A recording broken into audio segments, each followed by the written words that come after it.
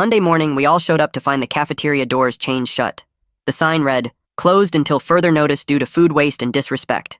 This wasn't some fancy school with multiple lunch options. We only had one cafeteria. The nearest gas station was a mile away, and leaving campus during lunch was explicitly forbidden. Principal Miss Blade made an announcement during first period, her voice dripping with satisfaction. Due to the disrespect shown to our lunch staff on Friday, the cafeteria will remain closed until the perpetrator comes forward. The athletes were the first to struggle. The football team had morning conditioning. The swimmers had practice at 5:45 a.m. They were burning thousands of calories with nothing to replace it.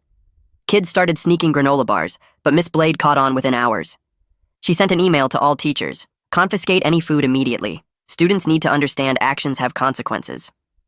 A group of student council kids, the responsible ones who never got in trouble, went to Miss Blade's office to reason with her. She sat behind her massive desk, arms folded, looking almost pleased. "This is a collective responsibility situation," she said. "When one person damages our community, we all feel the impact. Someone will eventually come forward. But Miss Blade, people have medical conditions." She smiled. "This is a valuable life lesson." By Tuesday, things were deteriorating. Kids with low blood sugar were getting shaky and dizzy. Teachers were getting nervous, but Miss Blade called it building character through adversity. I watched my friend Jason, a diabetic, have to go to the nurse's office 3 times to test his blood sugar because he couldn't eat on schedule. The nurse looked furious but helpless. Wednesday was when I knew something had to give. Midge collapsed during chemistry. The teacher, Mr. Stank, caught her before she hit the floor, and you could see the rage on his face as he called for help. Parents started calling, lots of parents. Miss Blade sent out a mass email about teaching responsibility and preparing students for the real world. And because this was rural Alaska, there was no other school in the district. That's when Sophie had her brilliant idea. Sophie was this quiet junior who'd never caused problems, but she was also the daughter of a lawyer and the granddaughter of a woman who'd been in the school board for 20 years. She gathered about 15 of us behind the gym after school. "If they want to play stupid games, they can win stupid prizes," she said, pulling out her phone. "Everyone text your parents. Tell them you need them to bring you lunch tomorrow. Not pack it, bring it. In person, during lunch period." The plan was beautiful. It wasn't against any written rule. Parents were technically allowed to visit campus, and if our parents just happened to show up during lunch to deliver food to their starving children, well, make sure they know to stay for as long as they want, Sophie added, grinning. Thursday at 11:30 a.m. it began. First, Alfred's mom showed up with Chick-fil-A. Then 2 minutes later, Ashley's dad arrived with pizza. Then Jennifer's mom with Panera. Within 15 minutes, the front parking lot was completely full. Parents were circling, looking for spaces, parking on the grass, blocking the fire lane. The front office had 3 staff members. By 11:45, there were over 100 parents in the building, all needing to sign in, all needing visitor badges. The fire marshal showed up at 12:15. Someone had called about the blocked fire lane and the overcrowding. You could hear him yelling about capacity limits and safety violations, while parents smiled sweetly and said they'd leave soon, right after they finished feeding their children. The afternoon classes were a disaster. So many parents had stayed that teachers couldn't start on time. Miss Blade's voice came over the PA, tight with anger. All visitors must vacate the building immediately. Friday, it got worse. The word had spread. Parents coordinated. At 11:25 a.m., we watched from classroom windows as the parking lot filled up. 300 parents all teaming up with the kids against the adults. Sophie's grandmother, the school board member, was there too. She'd brought Olive Garden for 12 kids and set up a full breadstick station in the commons. When security asked her to leave, she smiled and said, "I'm on the school board, honey. I'll leave when I'm done feeding these starving children." But then Friday night, Jason collapsed at home. His blood sugar had been so unstable all week that his body just gave out. When his parents sued the school Monday morning, Miss Blade did something none of us saw coming. She reopened the cafeteria but suspended Sophie for organizing the parents. The news hit my phone during first period math when everyone's notifications started going off at once. I pulled out my phone under my desk and saw the screenshot someone had posted in our group chat, an actual court filing with Jason's parents' names listed as plaintiffs and the school district as defendant. My hands started shaking as I scrolled through the comments, kids saying things like, "Holy crap, they actually did it," and "This is insane." The whispers started spreading across the classroom even though we were supposed to be working on equations. Sarah leaned over and asked if I'd seen it, and I nodded, feeling this weird mix of shock and hope building in my chest, because maybe something would actually change now. By the time the bell rang, the entire hallway was buzzing with people huddled around phones, showing each other the screenshots and talking in excited, nervous voices. I walked to second period feeling like the air had shifted somehow, like we'd crossed some line we couldn't uncross. The intercom crackled during second period English, and Miss Blade's voice came through tight and controlled. She called an emergency assembly in the gym immediately, and my stomach dropped as we all filed out of our classrooms. The gym was packed within minutes, everyone sitting on the bleachers while Miss Blade stood at center court with a microphone. She announced that effective immediately, the cafeteria would reopen for normal operations, and a bunch of kids started clapping until she held up her hand for silence. Then she said there would be a thorough conduct investigation into Friday's events, and her eyes scanned the crowd like she was looking for specific faces. That's when she dropped the bomb about Sophie being suspended pending review for organizing the parent demonstration, and you could feel the shock ripple through the whole gym. She said the visitor policy was changed right away to prevent future disruptions, and parents would need advance approval and specific time limits for any campus visits. I looked around trying to find Sophie in the crowd, and when I finally spotted her 3 rows down, her face had gone completely white. Miss Blade finished by saying that anyone found to have participated in planning or promoting unauthorized demonstrations would face disciplinary consequences, and then she dismissed us back to class like she hadn't just declared war on half the student body. I caught up with Sophie in the hallway right after the assembly ended, pushing through the crowd of kids who were all talking at once. She was standing against the lockers looking absolutely stunned, but she already had her phone out and her thumbs were flying across the screen. I asked if she was okay, and she looked up at me with this expression that was part shock and part determination. She told me she was texting her grandmother right now, and they were going to draft an appeal tonight because this was total retaliation. Her voice was shaking a little, but she kept typing, and she said her grandmother was already furious about the suspension, calling it punishment for protected speech. Sophie showed me part of the text chain where her grandmother had written that they had documentation of everything, every email and announcement and policy Miss Blade had sent out. I told Sophie I'd help however I could, and she nodded and said we'd need to organize, but carefully this time, because Miss Blade was clearly watching everyone now. The bell rang for third period, but neither of us moved right away, just stood there in the hallway while other kids rushed past us to their classes. During lunch, I was sitting in the cafeteria trying to eat the first hot meal we'd had in over a week when Caitlin Moore, the school nurse, walked over to my table. She asked if she could talk to me privately for a minute, and something about her expression made my stomach tighten. We walked over to the corner by the vending machines where it was quieter, and she kept her voice low as she told me she'd been documenting Jason's blood sugar readings all last week. She said every single reading was in her records as medically serious incidents, unstable levels that showed clear health impacts from not being able to eat on schedule. Caitlin looked genuinely worried as she explained that she'd already sent a memo to the administration, urging them to preserve all medical records because this could become evidence in the lawsuit.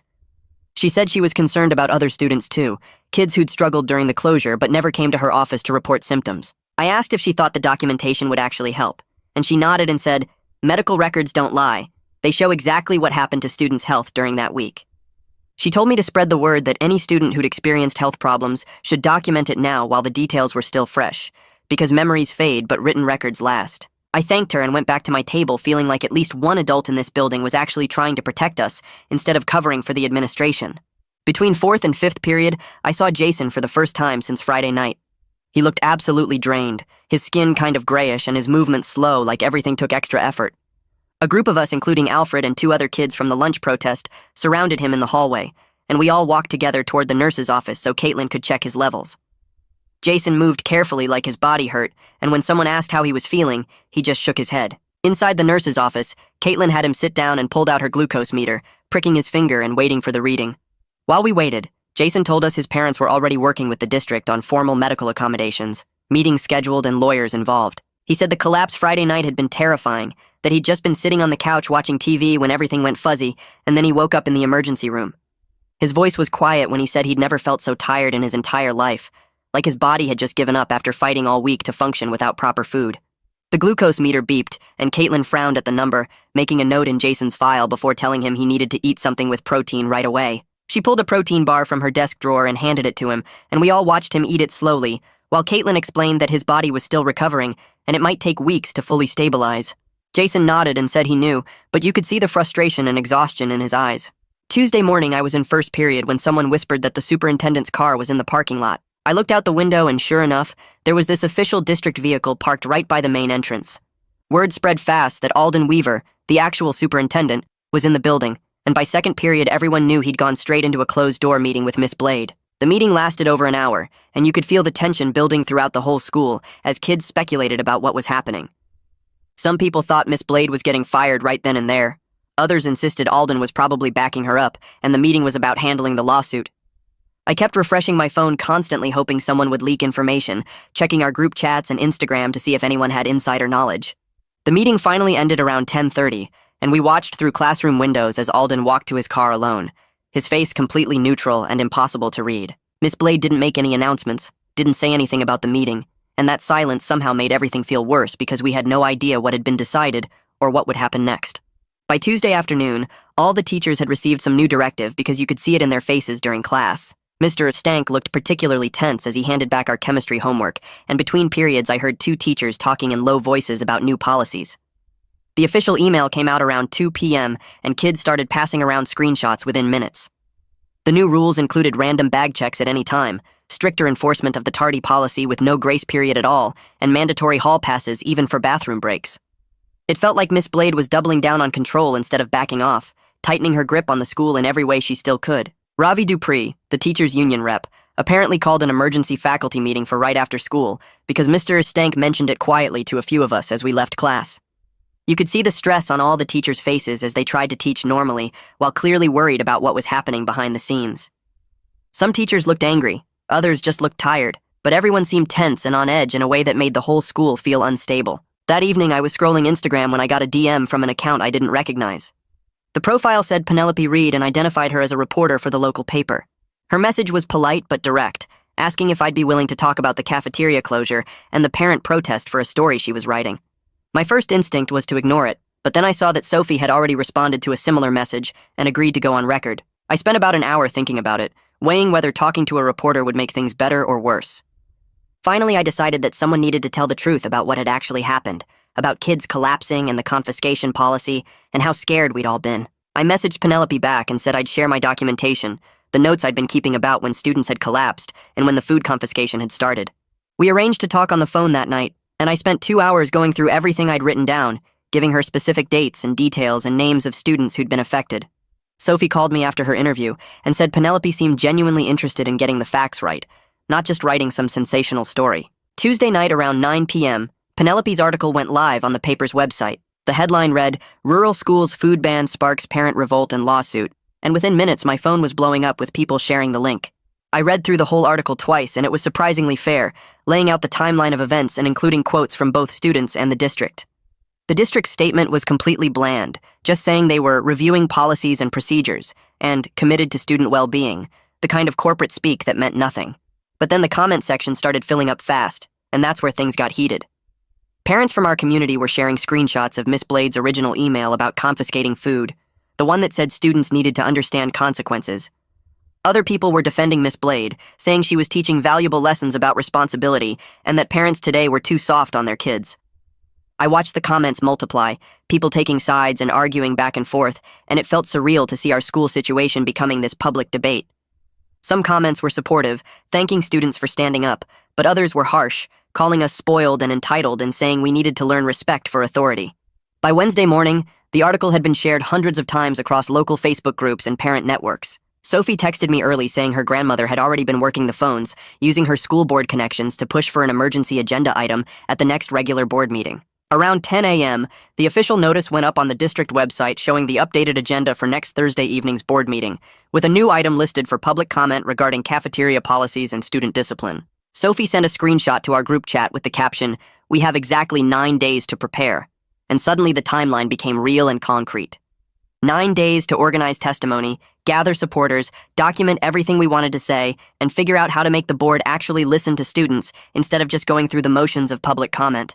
I started making lists during lunch, writing down everyone who might be willing to speak and what evidence we needed to compile. The board meeting felt like our one real chance to make adults in power actually hear what had happened and why it mattered, and I wasn't going to waste it. Wednesday morning, the PA crackled during third period, and the secretary's voice called my name to report to the main office. My stomach dropped because I knew this wasn't about attendance or a schedule change. I grabbed my backpack and walked down the empty hallway, my sneakers squeaking on the linoleum floors. The assistant principal met me at the door and led me into a small conference room with a table and 3 chairs. He sat across from me with a yellow legal pad and clicked his pen twice. He called it witness clarification, but the questions felt wrong from the start. "Did Sophie tell you to text your parents, or did you decide on your own? Did she give specific instructions about what to say? Did she mention wanting to cause disruption or just feed students?" I kept my answers short and stuck to facts. Sophie suggested we ask our parents to bring lunch. I texted my mom. Parents showed up. That's what I saw. He kept circling back to whether Sophie pressured anyone or planned the whole thing as organized protest.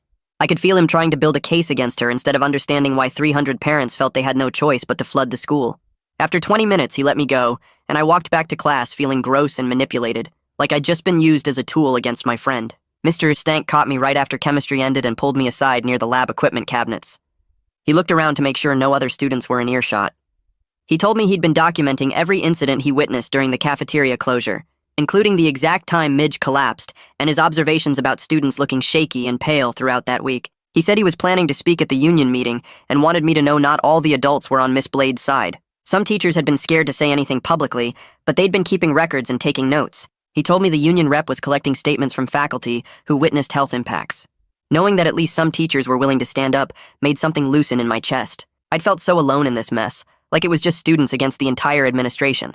But Mr. Stank signing his name to documentation meant adults were paying attention, and some of them thought what happened was wrong enough to risk their jobs speaking up. Jason caught me at lunch Wednesday and told me his parents had filed for a temporary restraining order that afternoon. His mom was taking off work to go to the courthouse, and his dad was meeting with their lawyer to prepare for Thursday's hearing. The restraining order was supposed to protect his medical accommodations and prevent any payback for the lawsuit. Jason looked exhausted, dark circles under his eyes like he hadn't slept in days. He said his mom was going to testify about Friday night when he collapsed at home and the emergency room visit and how his blood sugar had been completely unstable all week. The doctors had written a letter documenting the health impacts from not being able to eat on schedule. Jason's hands shook a little when he showed me the court filing on his phone. The legal language was dense, but I could make out phrases about irreparable harm and medical necessity. Seeing it in official court documents made the whole situation feel more real and serious, like we'd crossed some line where this wasn't just school drama anymore, but actual legal action with lawyers and judges involved. Thursday morning, I went to the nurse's office for my regular check-in, and Caitlin pulled out a printed incident log with all the names blacked out. Just numbers and dates and brief descriptions. The spike in visits during the closure week was absolutely shocking. Normally, she saw maybe 10 to 15 students per day for various issues. During that week, the numbers jumped to 40, 50, 60 students coming in with low blood sugar, dizziness, headaches, shakiness. She'd marked Jason's 3 visits in red along with 4 other students who came back multiple times.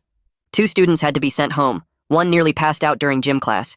Caitlin said this was the kind of evidence that proved the policy had real health impacts that could be measured and documented. She told me she was prepared to testify if she got subpoenaed, even though it would probably cost her the administration's trust and make her job harder.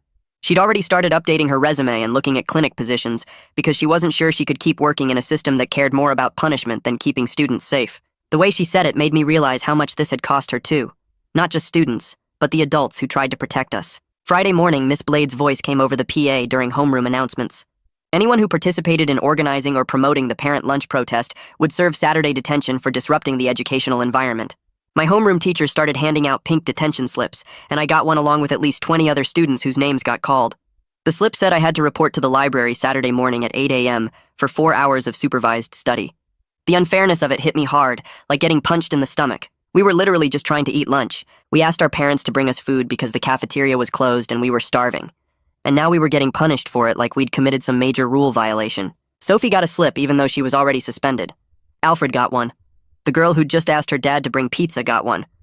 I shoved the pink paper into my backpack and tried to focus on the rest of the announcements, but I couldn't stop thinking about how twisted the whole thing was. The parents regrouped fast in a group chat that Sophie's mom shared with us students. By Friday afternoon, the messages were flying. They were planning to attend the board meeting next Thursday in huge numbers, but this time they'd follow every single check-in rule perfectly. Someone suggested wearing matching shirts that said, "Fed students learn better," and within an hour there was a design circulating with a breadstick graphic. The order form for bulk printing got passed around, and parents started claiming sizes. My mom texted me asking what size I wanted and whether she should order extras for friends. The energy in the chat was different now, more organized and strategic. Parents were coordinating carpools and childcare, so as many people as possible could attend. Someone created a shared document for people to sign up for speaking slots during public comment. Another parent started a list of specific policy changes to request. Watching adults organize with this level of detail and planning made me feel like we actually had a shot at changing something, instead of just yelling into the void. Word leaked through Mr. Stank Friday afternoon that the superintendent had met with all the department heads. Alden wanted to de-escalate without making admissions of wrongdoing. Those exact words. Mr. Stank told me during passing period, and I felt my blood start to boil. They were more worried about liability than actually fixing the problem or admitting Miss Blade had been wrong. De-escalate meant make it go away quietly. Without admissions meant never say sorry or take responsibility. The phrase made me so angry I had to stop walking and just stand there in the hallway for a minute. They were going to try to smooth this over and move on without actually acknowledging that closing the cafeteria and confiscating food had put students in danger. without admitting that a diabetic kid almost died, without saying they screwed up. Just de-escalate and protect the district from the lawsuit and make sure nobody important had to face real consequences. The fire marshal came back Friday for a follow-up inspection and issued a written warning to the district about capacity violations and blocked fire lanes from the parent protest. Penelope got a copy of the citation somehow and published it in her next article. I read through the official documentation that evening, seeing phrases like exceeded maximum occupancy and emergency egress blocked and failure to maintain clear fire lanes. It felt weirdly validating, even though we never meant to create safety problems. We were just trying to eat and our parents were just trying to feed us. But seeing it written up in official fire marshal language with violation codes and required corrective actions proved that what we did had real impact. The district couldn't just dismiss it as kids being dramatic or parents overreacting. There was actual documentation from a city official saying the protest had created serious safety concerns that needed to be addressed. Penelope filed a public records request for all emails related to the cafeteria closure and confiscation policy. By Monday, she published Miss Blade's exact words from the original staff email. I read the article on my phone during lunch, and there it was in print. Students need to understand actions have consequences. Confiscate any food immediately. This is a valuable life lesson. Seeing those words published for everyone to read, knowing Jason had nearly died, knowing kids had collapsed and gotten dizzy and gone to the nurse's office in record numbers, made the cruelty impossible to deny or spin. Miss Blade had written those words and sent them to every teacher. She'd ordered them to take food away from hungry students. She'd called it teaching responsibility. And now everyone could see exactly what she'd said and decide for themselves whether that was reasonable leadership or dangerous punishment. The union rep started circulating a draft no-confidence letter among the faculty and teachers were genuinely scared about signing it. Mr. Stank told me during passing period Monday that the debate was getting intense. Some teachers thought Miss Blade had been trying to teach responsibility and that the situation got blown out of proportion. Others thought she'd endangered students and needed to be removed. But everyone was worried about their jobs because this was rural Alaska with limited opportunities, and if you got labeled as a troublemaker, you might not find another teaching position within 100 miles. The letter needed a certain number of signatures to be official, and Ravi was pushing hard to get enough names. Teachers were meeting in small groups after school, arguing about whether signing was the right move or career suicide. Mr. Stank said he was going to sign it because he couldn't live with himself if he stayed quiet after watching Midge collapse in his classroom. But he understood why other teachers were hesitating, and he didn't judge them for being scared. Tuesday night, my phone rang at 8:47 p.m., and Sophie's name lit up the screen. I answered and immediately knew something was wrong because her voice sounded thick and shaky. She told me some kids were saying she should just accept the suspension and stop fighting it because her appeal was making everything worse for everyone. I sat down on my bed and asked her who was saying that. She named 3 student council kids who'd been part of the original protest planning. They'd pulled her aside after school and told her the district would go easier on everyone else if she took the fall alone. I felt my stomach drop because that was exactly the kind of divide and conquer tactic Miss Blade would want. We talked for over an hour, and I kept telling Sophie that appealing on principle mattered more than taking heat off other people. If they could suspend her for organizing parents to bring lunch, they could punish anyone for anything next time. The precedent would be set that student organizing equals punishment. Sophie kept saying she was scared of making her college applications harder or getting labeled as a troublemaker. I understood that fear completely, but I also knew that backing down now would tell the administration they could get away with anything. By the time we hung up around 10 p.m., Sophie sounded steadier and said she was going to keep fighting the appeal. I lay in bed afterward feeling exhausted from trying to hold her up when I was barely holding myself together. Wednesday crawled by with normal classes but weird tension everywhere. Kids were whispering about what might happen at the board meeting next week. Thursday lunch started normally with everyone getting food from the reopened cafeteria. Then, at exactly 11:38 a.m., Alfred stood up in the middle of the commons holding a glucose tablet in his hand. He didn't say anything, just sat back down and placed the tablet on the table in front of him.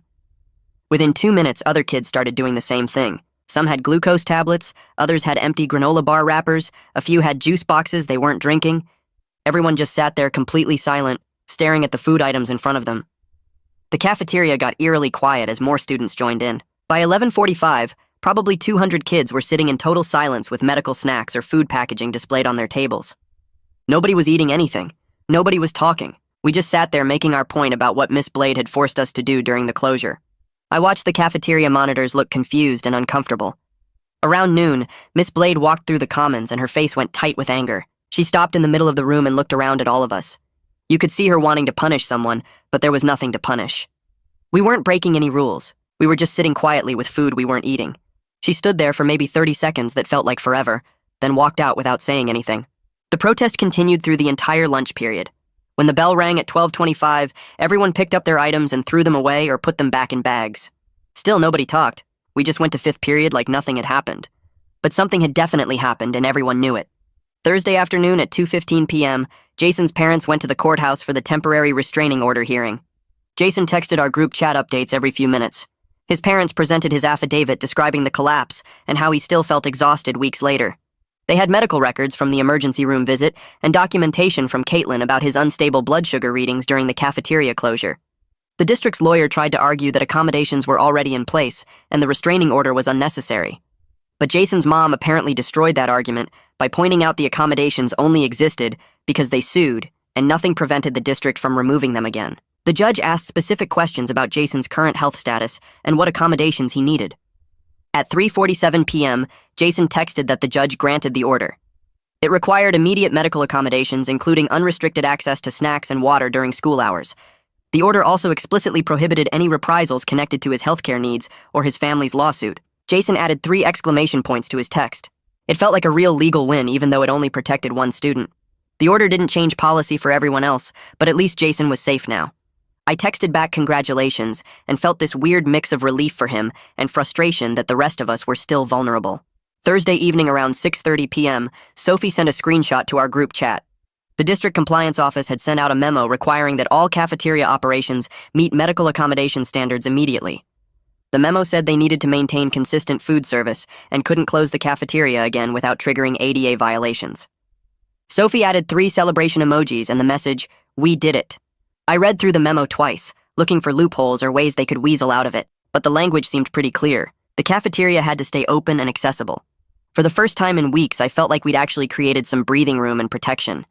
Not just for Jason, but for everyone who needed regular meals. I saved the screenshot in my documentation folder and sent Sophie a thumbs-up emoji. That night, I actually slept better than I had since this whole thing started. Friday morning destroyed that good feeling immediately. Miss Blade's voice came over the PA during first period announcements. She said the school was implementing enhanced hallway monitoring and a stricter tardy policy effective immediately. Any student more than 30 seconds late to class would receive automatic detention. No warnings, no excuses. Hallway sweeps would happen between every period. I looked around my English classroom and saw other kids looking equally shocked. By second period, the hallway sweeps had started. Security guards and administrators stood at major intersections timing students. I watched a freshman girl get stopped and written up for being 25 seconds late because she'd stopped at her locker. The detention slip got handed to her right there in the hallway. By lunch, everyone was exhausted and angry. The retaliation was so obvious it hurt. We couldn't win without Miss Blade finding new ways to punish us. The cafeteria was open, but school life was harder in every other way she could control. Kids were practically running between classes to avoid being 31 seconds late. The stress was worse than before in some ways, because at least during the closure, we knew what we were fighting. Now it felt like fighting smoke. Friday afternoon, I had a scheduled check-in with Caitlin because of the whole situation. I sat in her office and she looked tired in a way that went beyond physical exhaustion. She told me she was limited by the chain of command and couldn't publicly contradict administration without risking her job. Everything she did had to go through proper channels. She was documenting every incident meticulously to protect both students and herself, creating a paper trail in case things got worse or turned legal. But I could see the struggle on her face as she talked about watching kids suffer while following institutional rules that protected the system over students. She said she'd applied to a few clinic positions outside the school district. Not because she wanted to leave, but because she wasn't sure she could stay in a system that worked like this. I thanked her for everything she'd been doing and told her I understood if she needed to leave. She gave me this sad smile and said she hoped it wouldn't come to that, but she had to protect herself too. Walking out of her office, I felt grateful she was documenting everything, but also scared about what would happen if she actually left. Penelope's next article posted Friday evening, and I read it on my phone before dinner. She'd interviewed a parent who fully supported Miss Blade. The parent called her a strong leader willing to make tough choices, said kids today need to learn consequences, and that we were all spoiled for complaining about missing a few meals. The parent talked about how their generation walked to the school uphill both ways and never whined about being hungry. Reading someone from our own community defend what happened made me so mad I had to put my phone down. But it also forced me to recognize this wasn't a simple story where everyone agreed on right and wrong. Our community was genuinely divided. Some people thought Miss Blade had endangered students. Others thought she was teaching valuable lessons about responsibility. That split was going to make the board meeting even harder because we weren't just fighting the administration. We were fighting against some of our own neighbors who thought collective punishment built character. The board meeting notice hit local Facebook groups Friday night, and by Saturday morning, the comment wars were absolutely brutal. I scrolled through the threads feeling sick. People were calling students spoiled brats who needed to learn respect. Other people were calling Miss Blade a dangerous administrator who shouldn't be near kids. Threats about recalls and lawsuits flew in every direction. Someone posted Miss Blade's home address before moderators deleted it. Parents were attacking each other personally. Former friends were going after each other in comment threads. I started screenshotting the worst comments and saving them in a folder because some of this felt like it crossed into harassment territory. If things escalated further, I wanted documentation of who said what. The toxicity was overwhelming and it was only Saturday. The actual board meeting wasn't until Thursday. I couldn't imagine how bad things would get by then. Friday afternoon, Mr. Stank had signed the no-confidence letter. Ravi sent an email to all faculty Friday evening announcing the vote would happen Monday during the staff meeting. I heard about it through Mr. Stank, who stopped me in the hallway Friday before I left school. He looked relieved to have made the decision, but also nervous about potential consequences. Knowing that teachers were willing to formally declare they'd lost faith in Miss Blade's leadership gave me hope, but I also knew the district could completely ignore the vote if they wanted to. It was more symbolic than binding. The board didn't have to fire Miss Blade just because teachers voted no confidence. Still, having that vote on record before the board meeting felt important. It showed this wasn't just students and parents complaining. The faculty themselves had lost trust in their principal's judgment and leadership. Saturday morning, Sophie texted, asking if I could come over Sunday night to help her practice her board meeting statement. Her grandmother was coaching her all weekend on proper procedures. How to request speaking time, the 3-minute limit, staying calm and factual instead of emotional. Sunday evening, I showed up at Sophie's house around 6 p.m. Her grandmother was there with printed copies of board meeting rules and a timer. Sophie had written out her statement longhand on notebook paper. She practiced reading it while her grandmother timed her and gave feedback. Cut that part, it sounds too angry. Add specific dates there, facts matter more than feelings. Slow down when you read the policy violations, let them sink in. I sat on Sophie's couch watching her transform from a suspended kid into someone who could professionally advocate for herself and others. By the third run-through, she had it down. Her voice stayed steady. She hit all the key points. She stayed under 3 minutes. Her grandmother smiled and said she was ready. Watching that transformation genuinely inspired me and made me believe we might actually be heard at the board meeting. Sophie wasn't just fighting for herself anymore. She was fighting for everyone, and she knew exactly how to make that case effectively. Monday morning, I got to the school early and was heading to my locker when Alden stopped me in the hallway. He had 2 other student leaders with him, kids from student council who'd spoken up during the crisis. Alden smiled and gestured for us to step into an empty classroom. He closed the door, and his tone was friendly but serious. He told us the board meeting Thursday was going to be intense, and that he understood we had strong feelings about what happened. He said emotional outbursts would hurt our credibility with board members, and that maintaining a respectful tone would help our cause more than anger. It all sounded reasonable until I really thought about what he was asking. He wanted us to make the district look good, while they decided whether to actually hold Miss Blade accountable for nearly killing kids. He was asking us to tone down our truth so the adults wouldn't feel uncomfortable hearing it. I nodded and said I understood, but walking out of that classroom I felt manipulated. Alden wasn't actually on our side. He was protecting the district's reputation and using us to do it. His supposed support felt hollow and calculated, like he cared more about optics than actual change. Saturday morning, I showed up at Sophie's house again to help with her suspension appeal. She'd printed out district policy documents and highlighted sections about student speech and parent involvement. We spent 3 hours at her kitchen table drafting a statement that methodically explained how organizing parents to deliver lunch violated no written rules. Sophie cited specific policy numbers and dates. She documented that parents were allowed on campus with proper sign-in procedures. She showed that student advocacy was protected under district guidelines about free expression. The legal precision of her argument was impressive. Her grandmother reviewed it twice and made small edits for clarity. By noon, we had a formal appeal packet with documentation, witness statements, and policy citations. Sophie's hands shook slightly as she sealed the envelope. She told me she was scared but also angry enough to fight. I watched her walk to the mailbox and drop the appeal in. The legal precision made me think she might actually win this. Monday, the cafeteria reopened with longer hours and more food options. The district had clearly panicked about the lawsuit and added morning and afternoon service windows. But the execution was terrible. Lines stretched down the hallway during lunch because they hadn't hired enough staff. Kids were waiting 30 minutes just to get food. The quality was awful too. Everything looked and tasted like it came from the cheapest bulk supplier. Athletes were still struggling because even with longer hours, there wasn't enough protein or calories to sustain people doing morning conditioning and afternoon practice. I watched football players grab 3 sandwiches and still look hungry. The swimmers were eating protein bars between classes because the cafeteria food wasn't enough. The whole situation showed that just reopening wasn't enough. The underlying problems with school food were still completely unaddressed. We'd won the battle to reopen, but the system remained broken and underfunded. Tuesday, a rumor started spreading that completely changed how I thought about the original cafeteria closure. Multiple people were saying the initial disrespect to lunch staff wasn't even a student.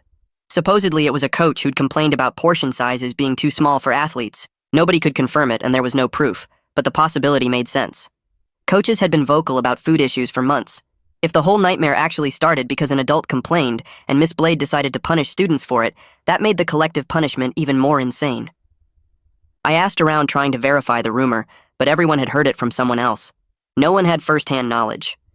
Still, the possibility that we'd all suffered because of adult behavior made me absolutely furious. The absurdity of punishing hundreds of kids for something a coach might have done felt like peak administrative dysfunction. Penelope published a new article Tuesday afternoon that gave me hope. The headline was about collective punishment in schools, and she'd interviewed education policy experts from universities.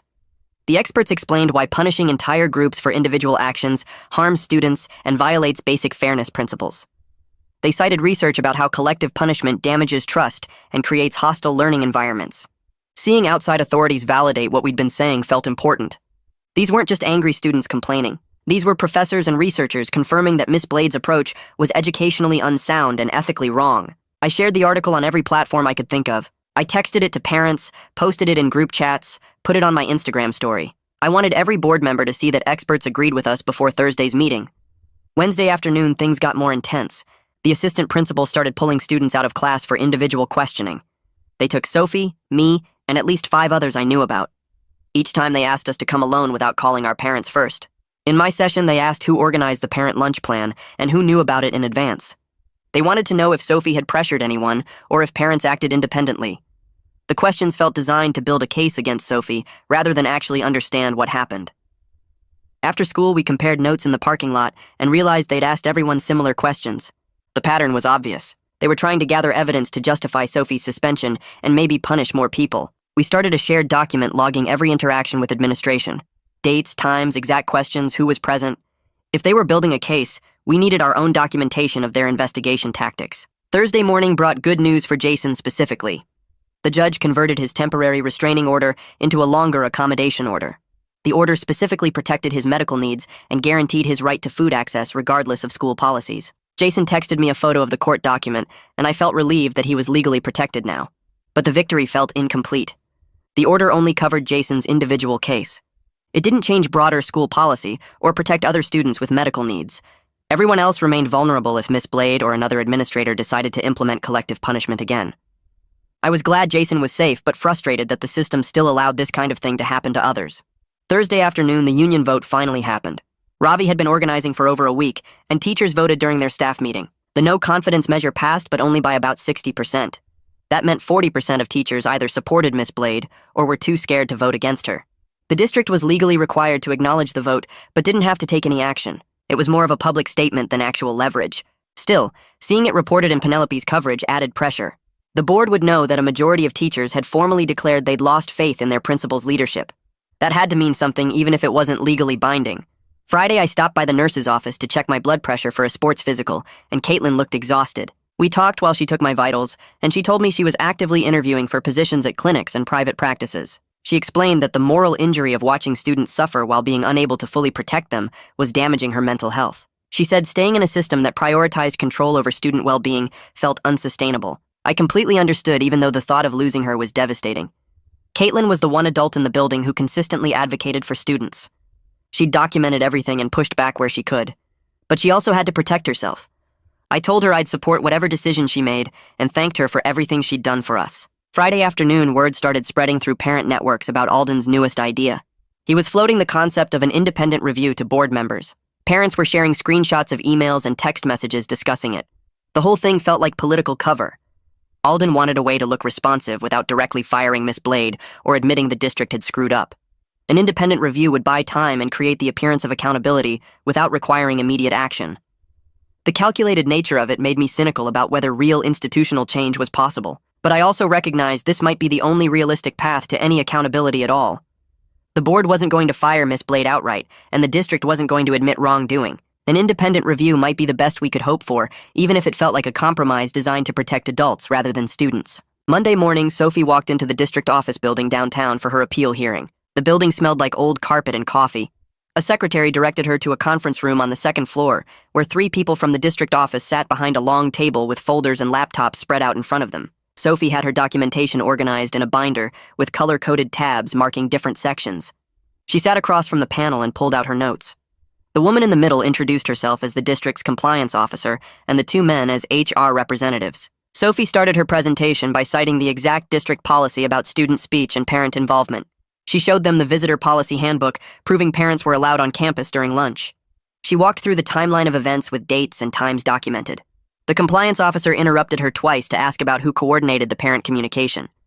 Sophie answered directly that she sent the initial text, but parents made their own decisions about participating. One of the HR reps asked if she understood why the administration viewed the lunch disruption as problematic. Sophie responded that she understood their perspective, but the cafeteria closure created medical emergencies that required immediate response. The panel members looked at each other, and the compliance officer made notes on her laptop. They asked about Sophie's intentions and whether she meant to cause capacity violations. Sophie explained she only wanted to make sure students could eat lunch and had no idea so many parents would show up. The questioning went on for 40 minutes. The panel said they needed to review the documentation and deliberate privately. They would issue a written decision within 1 week. Sophie gathered her materials and left the building feeling completely drained. The waiting felt worse than the hearing itself, because now her academic record hung in limbo while bureaucrats decided her fate. That same week, some parents started drafting recall petition language targeting Miss Blade and the board members who supported her. The language was harsh and accusatory. Sophie's grandmother heard about it through her board connections and called an emergency meeting at her house Tuesday night. About 15 parents showed up in her living room. The grandmother explained that recall petitions required thousands of signatures and months of work. She argued they should wait for the board vote on Thursday and use the recall threat as leverage only if the board refused to act. She said premature recall efforts would make the board defensive and less likely to vote for accountability. Her experience with local politics carried weight. Most parents agreed to hold off on the recall petition for now. They would focus their energy on showing up for the board meeting and delivering powerful testimony instead. The grandmother made everyone promise not to file any petitions until after Thursday's vote. People left her house frustrated but willing to follow her strategic guidance. Wednesday night, I stood in my bathroom practicing my board meeting speech in front of the mirror. I had written out talking points on index cards with specific dates and facts. September 18th when Midge collapsed in chemistry. September 19th when Miss Blade sent the confiscation email. September 25th when the fire marshal issued citations. October 2nd when the judge granted Jason's medical accommodation order. I timed myself speaking and kept going over 3 minutes. I edited out the parts where I called Miss Blade's actions cruel and focused on documented outcomes instead. My hands shook as I held the index cards. I practiced making eye contact with my reflection. I rewrote the ending 3 times, trying to sound clear instead of angry. My mom knocked on the bathroom door asking if I was okay. I told her I was fine and kept practicing. I knew if I could just get through 3 minutes of factual testimony without my voice cracking, I would have done everything possible to make our case. I practiced until my throat felt dry, and the words stopped sounding like real language. Thursday evening, the district office parking lot was already full when we arrived at 6:30. Cars lined both sides of the street. People walked toward the building in groups carrying signs and folders. The boardroom had maybe 80 chairs, but over 200 people showed up. Families packed the hallway outside with kids sitting on the floor. Security opened the overflow area in an adjacent room with a video feed. The board members filed in looking nervous. Philip Gordon, the board president, called the meeting to order and explained the public comment rules. 3 minutes per speaker. Stay on topic. No personal attacks. The sign-up sheet had 47 names. I was number 12. My stomach felt tight as I waited for my turn. When Philip called my name, I walked to the podium with my index cards. I stated my name and grade for the record. Then I went through the specific dates when students collapsed and the documented health impacts. I mentioned the confiscation email and read the exact quote about actions having consequences.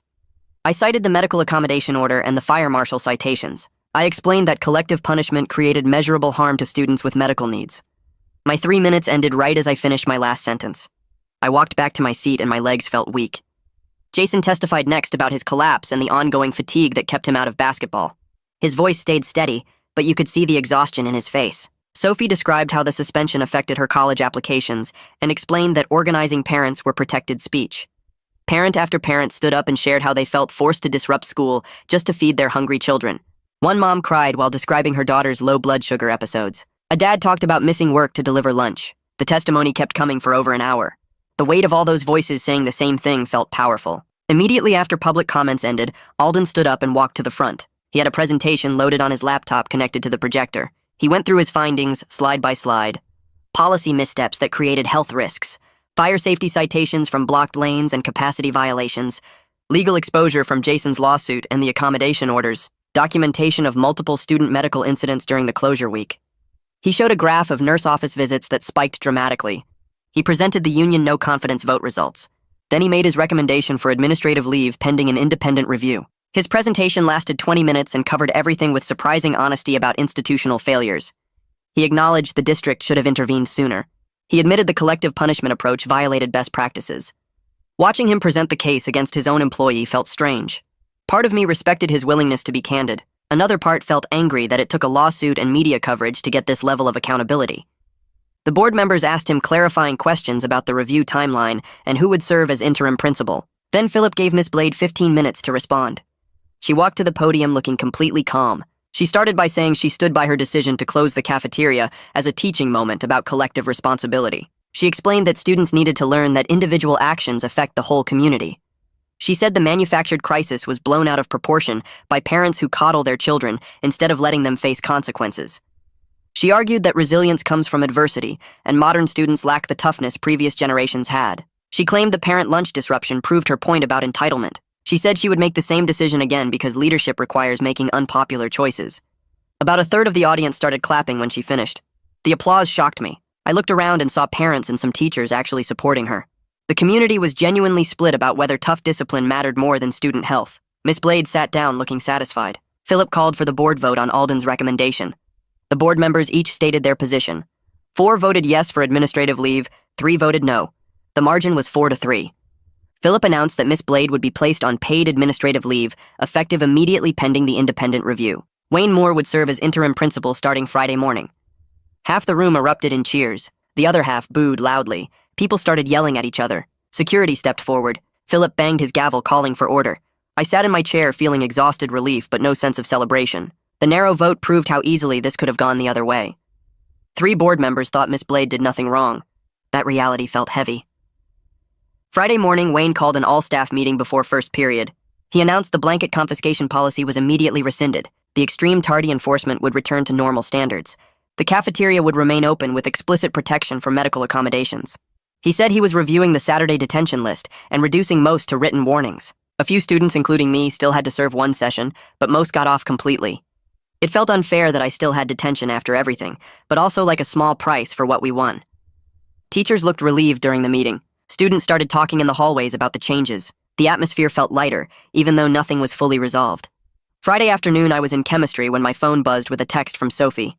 Her appeal decision came back. The suspension was reduced to a written warning that would stay on her record but would not appear on transcripts sent to colleges. She sent me a screenshot of the official letter. The decision acknowledged the punishment was excessive given the circumstances.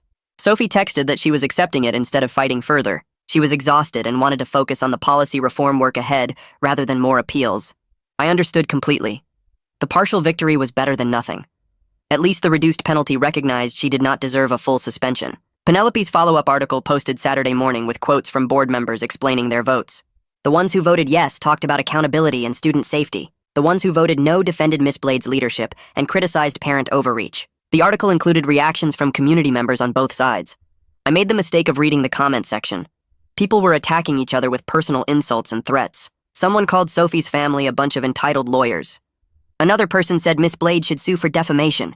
The toxicity kept going for hundreds of comments. Sophie called me Saturday afternoon, and we talked about stepping back from social media. The vitriol was affecting both our mental health. We agreed to stop reading comments and focus on the actual policy reform process. We needed to protect ourselves while staying engaged in the work that mattered. The online fighting was not productive, and we could not control what strangers said about us. We decided to let the adults argue online while we focused on making real changes through proper channels. The weekend passed in this weird, quiet space where nothing felt settled. Monday morning, I walked into school and the atmosphere was different. Teachers looked less tense in the hallways. Wayne stood by the main entrance greeting students, which Miss Blade never did. He smiled at people and asked how their weekends went. It felt strange, but good. First period, mister. Stank seemed more relaxed during chemistry. He actually made a joke about molecular bonds that got a few laughs. But after class, when I stopped to ask about an assignment, he pulled me aside near the lab sinks. He told me he got called into a meeting with HR Friday afternoon. They told him and 3 other teachers to be careful about public statements criticizing district leadership.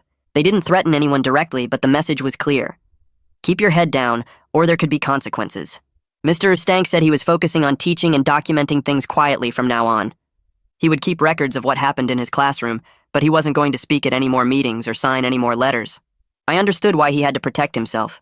Teachers have families and bills and limited job options in rural Alaska, but part of me wished adults had more protection to speak up without risking everything. Tuesday during lunch, I saw Caitlin in the nurse's office for a routine check. She looked tired, but also kind of excited. She told me she got a job offer from a family clinic in town. Better pay, better hours, weekends off. She could have a normal schedule instead of dealing with emergencies and administrative pressure. But she was genuinely torn about leaving. She cared about the students and wanted to keep fighting for better policies. We talked for probably 20 minutes about whether staying was worth it. She said she was setting firm boundaries either way. If she stayed, she would advocate through proper channels, but she wouldn't sacrifice her mental health anymore. If she left, she would train her replacement to keep documenting incidents and protecting students. She needed to make a decision by the end of the week. I told her I would support whatever she chose because she deserved to take care of herself too. Over the next 2 weeks, Jason got better. His blood sugar stabilized with consistent meal schedules. The cafeteria staff knew his accommodations now and made sure he could grab food whenever he needed it. But he missed a basketball game because he was still regaining his stamina. His body had been through too much stress. I sat with him at lunch one day, and he told me his parents were in settlement negotiations with the district. Their lawyer was handling it separately from all the policy reform stuff. The district wanted to settle quickly and quietly. Jason's family wanted enough money to cover his medical bills and compensate for what happened. It felt weird to me that the legal process was so separate from the changes we were trying to make. Jason was getting compensation, but that didn't fix things for everyone else. The first week of December, Alden called me and Sophie to his office along with 6 other students. He said he was forming a student advisory committee to draft an anti-collective punishment policy. We would also review medical accommodation procedures to make sure they actually protected students. The committee would include administrators and 2 board members. We would meet twice a month starting in January. The whole process would take months, maybe until spring. That timeline frustrated me because it felt so slow. Kids could get hurt again while we were drafting policies and going through approval processes. But Sophie pointed out that having formal input into district policy was real progress. We would actually help write the rules instead of just complaining about them. That felt meaningful even if it was slower than I wanted. My friend group had some tension building around this time. We met up at someone's house one Saturday and things got uncomfortable. Some people thought we pushed too hard with the parent protest and made everything worse. Others thought we should have done more, like organized a full walkout. We argued for a while about tactics and whether the outcome was worth it. Finally, Sophie suggested we just be honest with each other. We went around and apologized for snap judgments we made about each other's choices. I admitted I got frustrated when people didn't want to take risks. Someone else admitted they thought I was being reckless. It was uncomfortable, but it felt like we were actually repairing our relationships instead of letting resentment build. We agreed we could disagree about strategy while still supporting each other. We committed to staying friends even when we didn't see everything the same way. That conversation mattered more than I expected. One evening in early December, I spent 3 hours organizing all my documentation. I had emails from teachers, photos of detention slips, notes from meetings, screenshots of Miss Blade's announcements. I created a cloud folder with everything organized by date and topic. I made backups on 2 different services because this evidence might matter for the independent review. It could also help with future policy discussions if the district tried to backtrack. While I was organizing everything, I wrote myself a reflection about staying involved without burning out. I was learning that activism couldn't be this constant, intense fight.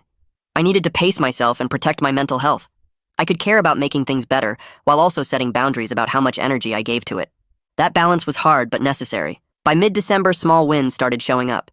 The student handbook got updated with formal language about medical snack allowances. Any student with documented health needs could keep food and eat it when necessary. The cafeteria added 2 new healthy options after Wayne asked for student feedback. They weren't amazing, but they were better than the old stuff. Wayne also announced monthly meetings with student representatives to address concerns before they became huge problems. None of this fixed everything. Miss Blade's administrative leave was still temporary. The independent review was still happening. Jason's lawsuit was still going through the courts. Our community was still divided about whether Miss Blade was a strong leader or had endangered students. But the changes felt real and earned.